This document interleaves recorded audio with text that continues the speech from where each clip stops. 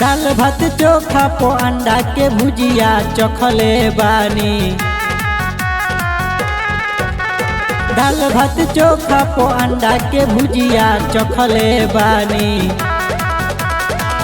उठेला ना देहिया में दर दू मरद रखले बानी।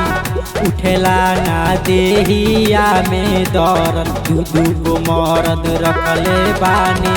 संत कवि नगर के हवे साचे घटनावा देखले बानी। संत कवि नगर के हवे साचे घटनावा देखले बानी। उठेला ना देहिया में दर्द दू मरद रखले बानी। उठेला ना देहिया में दर्द दू मरद रखले बानी।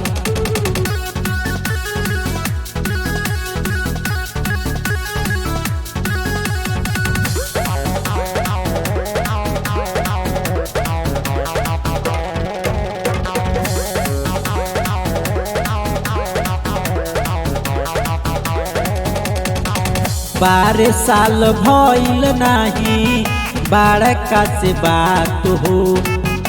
सास ससुर धरैले छोटा का से हाथ हो। 12 साल भइल नाही बड़का से बात हो। सास ससुर धरैले छोटा का से हाथ हो।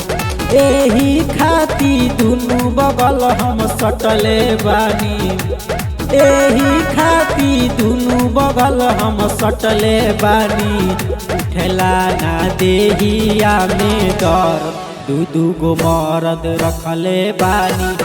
उठेला ना देहिया में दर दू गो मरद रखले बानी।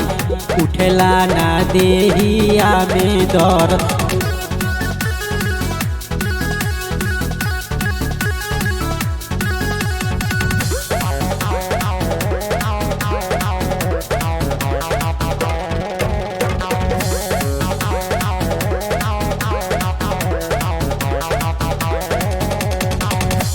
सुनील के बतिया हम नाही पतियनी।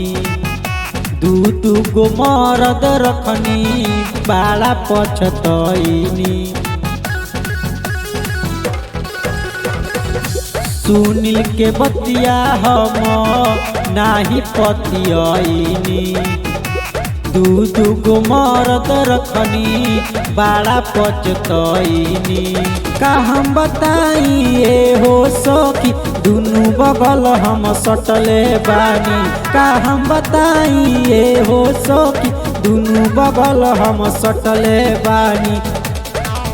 उठेला ना देहिया में दर दू गो मरद रखले बानी। उठेला ना देहिया में दर दू गो मरद रखले बानी।